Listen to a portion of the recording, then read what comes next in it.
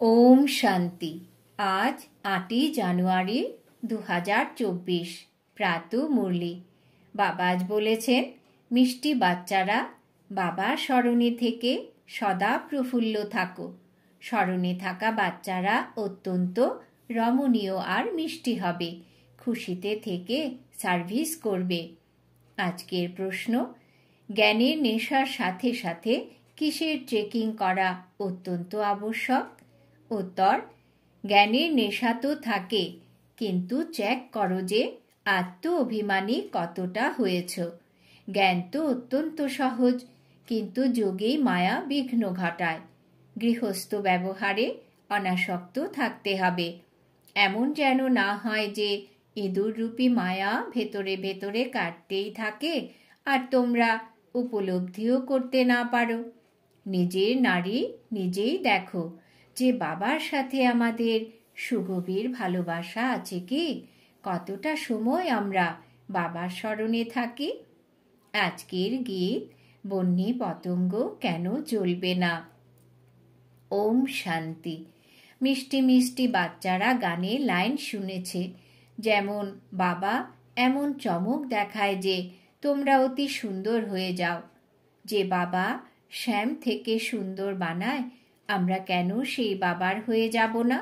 বাচ্চারা জানে যে আমরা এখন শ্যাম থেকে সুন্দর হচ্ছি।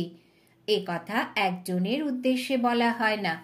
ওরা তো কৃষ্ণকে শ্যাম সুন্দর বলে দেয়। চিত্র এমনই তৈরি করে, কেউ সুন্দর তো কেউ শ্যাম বর্ণের। মানুষ তো জানে না যে এই রকম কি করে হতে পারে। সত্যযুগের প্রিন্স শ্যাম বর্ণের হতে পারে না। কৃষ্ণের উদ্দেশ্যে সকলেই বলে যে যেন কৃষ্ণের মতো সন্তান পাই, পতি পাই। তাহলে সে শ্যাম কি করে হতে পারে? কিছুই বোঝে না। কৃষ্ণকে কালো কেন বানানো হয়েছে তার কারণ জানা চাই। এই যে দেখানো হয়েছে সর্পের ওপরে নাচ করছে, এই রকম ব্যাপার তো হতে পারে না। শাস্ত্রে এই রকম ধরনের কথা শুনে বলে দেয়, বাস্তবে এই রকম কোনো কথা নেই। যেমন চিত্রতে দেখানো হয় যে শেষনাগের শয্যার উপরে নারায়ণ বসে রয়েছে, এরকম কোনো শেষনাগের শয্যা ইত্যাদি হয় না। এত শত শত মুখ হয় নাকি? কি রকম ধরনের চিত্র বসে তৈরি করে? বাবা বোঝান যে এই সবের মধ্যে কিছুই নেই, এই সব ভক্তি মার্গের চিত্র। কিন্তু এও ড্রামায় ফিক্সড হয়ে রয়েছে। প্রথম থেকে এখন পর্যন্ত যে নাটক শুট করা হয়েছে সেটাই রিপিট হবে। এ কথা শুধু বোঝানোর জন্য যে ভক্তিতে কি কি করতে থাকে, কত খরচ করে, কেমন কেমন চিত্র ইত্যাদি তৈরি করে। পূর্বে যখন এই সব চিত্র দেখতাম তখন এত আশ্চর্য হতাম না। এখন যখন বাবা বুঝিয়েছেন তখন ঠিক মতো বুদ্ধিতে আসে যে এসব হলো ভক্তি মার্গের কথা। ভক্তিতে যা কিছুই করা হয় তা পুনরায় অবশ্যই হবে। তোমরা ছাড়া এ কথা আর কেউ বুঝতে পারে না। এটা তো জানোই যে ড্রামায় যা পূর্বেই স্থির হয়ে রয়েছে তাই পুনরায় হতে থাকে। অনেক ধর্মের বিনাশ আর এক ধর্মের স্থাপনা হয়। এ তো অতি কল্যাণকারী। এখন তোমরা প্রার্থনা ইত্যাদি কিছুই করো না। এইসব করা হয় ভগবানের থেকে ফল পাওয়ার জন্য। ফল হলো জীবন মুক্তি। এসব কথা তোমাদের বোঝানো হয়েছে। এখানে হলো প্রজার উপরে প্রজার রাজত্ব। গীতায় বর্ণিত হয়েছে, হে ভারতবাসী, কৌরব পাণ্ডব তোমরা কি করছো? বরাবর যাদবরাই মুসল বের করে আর তারা নিজের কুলেরে বিনাশ করে। এরা পরস্পরের শত্রু হয়ে যায়। তোমরা সংবাদ ইত্যাদি শোনো না। যারা শোনে তারা ভালো মতন বুঝতে পারে। দিন দিন নিজেদের মধ্যে দ্বন্দ্ব বাড়তেই থাকে। তারা নিজেরই খ্রিস্টান, কিন্তু তবুও পরস্পরের মধ্যে দ্বন্দ্ব রয়েছে। প্রচুর ঘরে বসেই একে অপরকে উড়িয়ে দেয়। তোমরা রাজযোগ শিখছ, তাই রাজত্ব করার জন্য পুরানো দুনিয়াকে অবশ্যই পরিষ্কার করা উচিত। পুরানো দুনিয়ায় আবার সবকিছু নূতন হবে। 5 তত্ত্ব সেখানে শতপ্রধান হবে। সমুদ্রের শক্তি নেই যে সেখানে উছলে পড়ে ক্ষতি করবে। এখানে তো 5 তত্ত্ব অনেক ক্ষতি করে। ওখানে সম্পূর্ণ প্রকৃতি দাসী হয়ে যাবে, তাই দুঃখের কোনো কথাই নেই। এ হলো ফিক্সড হয়ে থাকা ড্রামার খেলা। স্বর্গ বলা হয় সত্যযুগকে। খ্রিস্টানরাও বলে প্রথমে হ্যাভেন ছিল। ভারত হলো অবিনাশী খণ্ড। শুধু তাদের একথা জানা নেই যে আমাদের মুক্তিদাতা পিতা ভারতেই আসেন। শিব জয়ন্তীও পালন করা হয়, তাও বুঝতে পারে না। তোমরা এখন সকলকে বোঝাও যে ভারতেই শিব জয়ন্তী পালন করা হয়। অবশ্যই শিব বাবা ভারতে এসেই হ্যাভেন স্থাপন করেছেন, এখন আবার তৈরি করছেন। যারা প্রজা হবে তাদের বুদ্ধিতে কিছুই প্রবেশ করবে না। যারা রাজত্বের অধিকারী হবে তারাই সঠিকভাবে বুঝবে যে আমরাই হলাম শিব বাবার সন্তান। প্রজাপিতা ব্রহ্মাও রয়েছেন। মুক্তিদাতা জ্ঞানের সাগর হলেন স্বয়ং শিব বাবা। ব্রহ্মাকে বলা যাবে না, ব্রহ্মাও ওনার থেকেই লিবারেট হন। একমাত্র বাবাই হলেন সকলের মুক্তিদাতা, কারণ সবাই তো তমপ্রধান। এই রকমভাবে ভেতরে ভেতরে বিচার সাগর মন্থন করা উচিত। আমরা মুরলি যেন এমনভাবে পড়ি যাতে মানুষ স্পষ্টভাবে তা বোঝে। বাচ্চারা তো নম্বরের ক্রমানুসারেই হয়। এ হলো জ্ঞান, তাই সর্বদা এর অনুশীলন করা উচিত। ভয়ের কারণে পড়া না করা এ তো ঠিক নয়। তখন আবার বলে কর্মবন্ধন আছে। দেখো, প্রথমেই কতজন মুক্ত হয়ে এসেছিল, আবার অনেকে চলেও গেছে। সিন্ধু প্রদেশে অনেক কন্যারা এসেছিল, আবার অশান্তির কারণে কত শত্রুও হয়ে গেছে। প্রথমে তাদের জ্ঞান খুব ভালো লাগতো, মনে করত যে এরা ভগবানের দান প্রাপ্ত করেছে। এখনো এটাই মনে করে যে কোনো শক্তি রয়েছে, কিন্তু এটা বোঝে না যে পরমাত্মা স্বয়ং অবতরিত হয়েছেন। আজকাল ঋদ্ধি সিদ্ধির শক্তি তো অনেকের মধ্যেই রয়েছে। গীতা নিয়ে শোনাতেই থাকে। বাবা বলেন এসব হলো ভক্তিমার্গের পুস্তক। জ্ঞানের সাগর তো এক আমি। ভক্তিমার্গে আমাকেই সকলে স্মরণ করে। ড্রামার পরিকল্পনা অনুসারে এসবই ড্রামায় নির্ধারিত হয়ে রয়েছে। সাক্ষাৎকারও হয়। তিনি ভক্তিমার্গের লোকেদেরকেও খুশি করেন। জ্ঞান ধারণ না করতে পারলে তাদের জন্য ভক্তি ভালো, তবু মানুষ এতে একটু শুধরায় তো, তাই না? চুরি করা ইত্যাদি করবে না।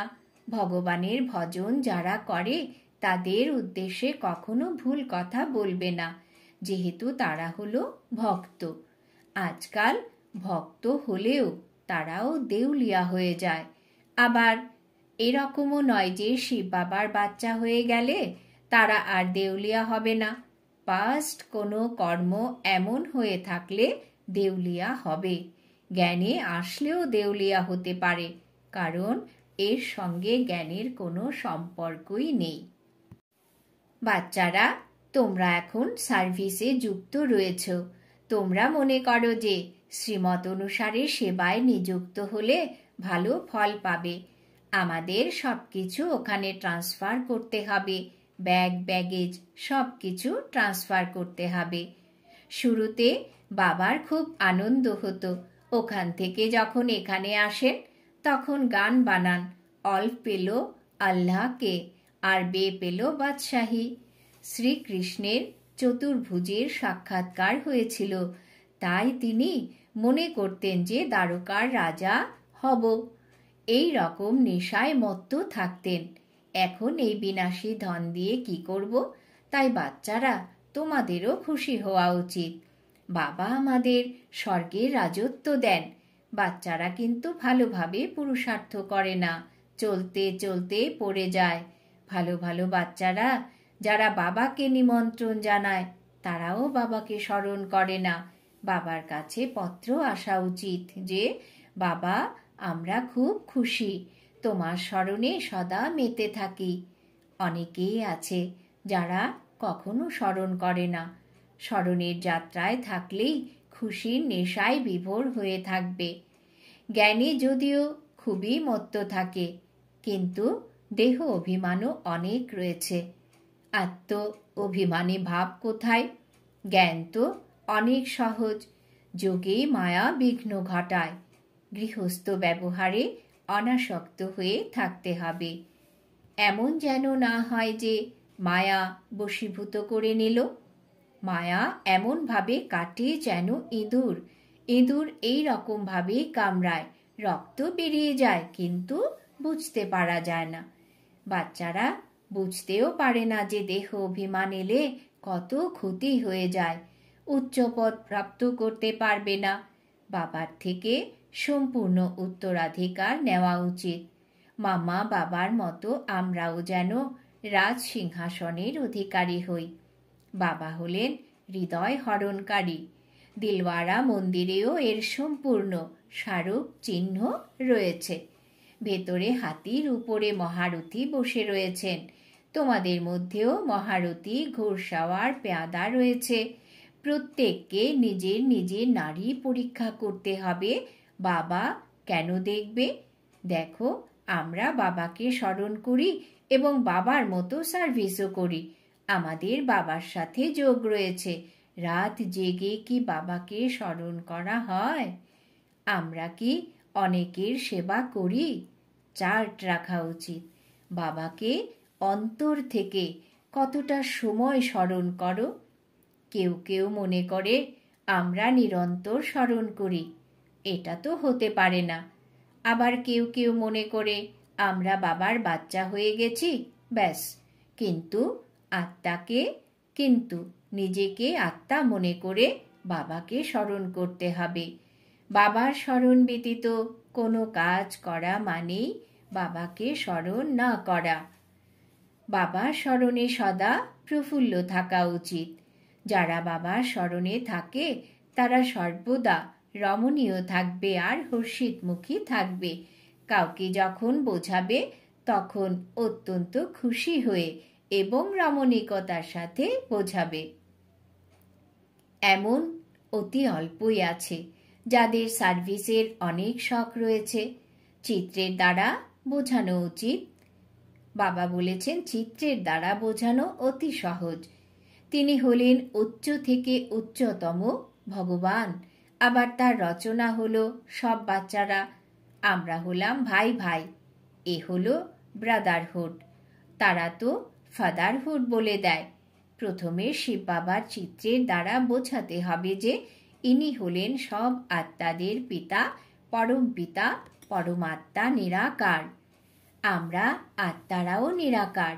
ভ্রুকুটির মধ্যভাগে বিরাজমান। শিব বাবাও স্টার। কিন্তু স্টারের পূজা কিভাবে হবে? তাই আকৃতি বড় করে। এছাড়া আত্মা কখনো 84 লক্ষ জন্ম নেয় না। বাবা বোঝান যে আত্মা প্রথমে অশরীরী আসে এবং তারপর শরীর ধারণ করে পার্ট প্লে করে। শতপ্রধান আত্মা পুনর্জন্ম নিতে নিতে আয়রন এজে চলে আসে। পরে যারা আসবে তারা তো 84 জন্ম নেবে না। সবাই তো 84 জন্ম নিতে পারে না। আত্মাই এক শরীর ত্যাগ করে অন্য শরীর ধারণ করে। নাম, রূপ, দেশ, কাল সবকিছুই বদলে যায়। ভাষণ এভাবেই করা উচিত। বলাও হয় যে সেলফ রিয়েলাইজেশন, কিন্তু সেটা কে করাবে? আত্মাই পরমাত্মা বলা এ কোনো সেলফ রিয়েলাইজেশন কি? এ হলো নতুন নলেজ। বাবা যিনি হলেন জ্ঞানের সাগর, পতিত পাবন, সকলের সদ্গতি দাতা, তিনি বসে বোঝান। তাই তার খুব মহিমা করো, তার মহিমা শোনো। আত্মার পরিচয় দিয়েছেন। এখন পরমাত্মার পরিচয়ও দিচ্ছেন। তাকে বলা হয় সকল আত্মার পিতা। তিনি ছোট বা বড় হন না। পরমপিতা পরমাত্মা অর্থাৎ সুপ্রিম সোল। সোল অর্থাৎ আত্মা। পরমাত্মা তো পরপারে নিবাস করেন। উনি পুনর্জন্মতে আসেন না, তাই তাকে পরমপিতা বলা হয়। এত ছোট আত্মায় পার্ট ভরা থাকে। পতিত পাবনও ওনাকেই বলা হয়। সর্বকালেই ওনার নাম শিব বাবা, রুদ্র বাবা নয়। ভক্তি মার্গে তো অনেক নাম রাখা হয়। সকলেই ওনাকে স্মরণ করে বলে যে, পতিত পাবন এসো, আমাদের পবিত্র করো। তাই অবশ্যই আসতে হয়। যখন এক ধর্ম স্থাপন করতে হয়, তখনই তিনি আসেন। আদি সনাতন দেবী দেবতা ধর্ম। এখন হলো কলিযুগ, অসংখ্য মানুষ। সত্যযুগে তো অনেক কম মনুষ্য থাকে। গায়নও রয়েছে যে, ব্রহ্মার দ্বারা স্থাপনা, শঙ্কর দ্বারা বিনাশ। গীতার দ্বারাই আদি সনাতন ধর্ম স্থাপন হয়েছিল। আর তাতেও ভুলবশত কৃষ্ণের নাম বসিয়ে দিয়েছে। বাবা বলেন, তিনি তো পুনর্জন্মে আসেন। আমি হলাম পুনর্জন্ম রহিত। তাহলে এখন বিচার করো যে, পরমপিতা পরমাত্মা কে? নিরাকার শিব না কৃষ্ণ? গীতার ভগবানকে? ভগবান তো একজনকেই বলা হয়। আবার সেই কথা যদি কেউ না মানে, তাহলে বোঝা উচিত যে এরা আমাদের ধর্মের নয়। সত্যযুগে যারা আসবে তারা শীঘ্রই মেনে নেবে আর পুরুষার্থ করতে থাকবে। এই হলো মুখ্য ব্যাপার। এতে তোমাদেরই বিজয় হয়। কিন্তু আত্ম অভিমানী অবস্থা কোথায়? একে অপরের নাম রূপে আবদ্ধ হয়ে পড়েছ। ভক্তিমার্গেও বলা হতো যে, ভরসা ছিল পরপারের ব্রহ্মতত্ত্ব নিবাসী পরমাত্মার প্রতি। তাহলে ভয় কিসের? বাবা বলেছেন, ভক্তিমার্গেও বলা হতো যে, ভরসা ছিল পরপারের ব্রহ্মতত্ত্ব নিবাসী পরমাত্মার প্রতি। তাহলে ভয় কিসের? অনেক সাহসের প্রয়োজন। যারা ভাষণ করে তাদের নেশায় অত্যন্ত বিভোর হয়ে আত্মার জ্ঞান দেওয়া উচিত। আবার পরমাত্মা কাকে বলা হয় সে বিষয়েও বোঝানো উচিত। বাবার মহিমা হলো তিনি প্রেমের সাগর, জ্ঞানের সাগর। তেমনি বাচ্চাদেরও মহিমা। কারোর ওপরে ক্রোধ করা অর্থাৎ ল নিজের হাতে তুলে নেওয়া। বাবা কত মিষ্টি। বাচ্চারা যদি কোনো কার্যে না বলে দেয়, তবে তারা কৃষ্ণের মতো হতে পারবে না। অত্যন্ত মিষ্টি হতে হবে। আচ্ছা, মিষ্টি মিষ্টি হারানিধি বাচ্চাদের প্রতি মাতা পিতা বাপ দাদার স্মরণের স্নেহ সুমন আর সুপ্রভাত। আত্মাদের পিতা তার আত্মারূপী বাচ্চাদেরকে জানাচ্ছেন নমস্কার। আমরা আত্মারূপী বাচ্চারা আমাদের মাতা পিতা বাপ দাদাকেও জানাই স্মরণের স্নেহ সুমন, সুপ্রভাত, নমস্কার। ধারণার জন্য মুখ্য সার। 1 নম্বর, নিজের ব্যাগেজ সব ট্রান্সফার করে অত্যন্ত খুশিতে এবং বিভোর হয়ে থাকতে হবে। মামা বাবার মতো রাজ সিংহাসনের অধিকারী হতে হবে। অন্তর থেকে স্মরণ করতে হবে। 2 নম্বর, কারোর ভয়ে পড়া কখনো ছেড়ে দেওয়া উচিত নয়। স্মরণের দ্বারা নিজের কর্মবন্ধনকে হালকা করতে হবে। কখনো ক্রোধের বশে ল নিজের হাতে নেওয়া উচিত নয়। কোনো সেবায় না করা উচিত নয়। বরদান। রয়্যাল আর সিম্পল দুয়েরই ব্যালেন্সের দ্বারা কার্য করে থাকা ব্রহ্মা বাবার সমান ভব। রয়্যাল আর সিম্পল দুয়েরই ব্যালেন্সের দ্বারা কার্য করে থাকা ব্রহ্মা বাবার সমান ভব। যেমন ব্রহ্মা বাবা সাধারণ ছিলেন, না অত্যন্ত উঁচু না অত্যন্ত নিচু। ব্রাহ্মণদের আদি থেকে এখনো পর্যন্ত নিয়ম হলো যে, না একদম সাধারণ হও না অত্যন্ত রয়্যাল হও, মধ্যবর্তী হওয়া উচিত। এখন অনেক সাধন রয়েছে, সাধন প্রদানকারীও রয়েছে। তবু কোনো কাজ করলে তখন মধ্যবর্তী পন্থা অবলম্বন করো। এই রকম কেউ যেন না বলে যে এ তো একেবারে রাজার মতো ঠাঁটবাট। যতটা সিম্পল ততই রয়্যাল। দুয়ের ব্যালেন্স যেন থাকে। স্লোগান: অন্যদের দেখার বদলে নিজেকে দেখো আর স্মরণে রাখো, যে কর্ম আমি করব আমাকে দেখে অন্যেরাও করবে। অন্যদের দেখার বদলে নিজেকে দেখো আর স্মরণে রাখো, যে কর্ম আমি করব আমাকে দেখে অন্যেরাও করবে। আজকের সমান আমি, রয়্যাল এবং সিম্পল দুয়েরই ব্যালেন্স রেখে চলা আত্মা। অব্যক্ত সাইলেন্স দ্বারা ডবল লাইট ফরিস্টা স্থিতির অনুভব করুন। এখন তোমাদের সমস্ত কাজ কারবার শ্রেষ্ঠ সংকল্পের দ্বারা ইশারায় চলা উচিত। এমন লাইট রূপে থাকো যাতে সেই সংকল্প ওঠে যে এটাই করতে হবে, তবেই এই সাকার লোক সূক্ষ্ম লোকে পরিণত হবে। ওম শান্তি।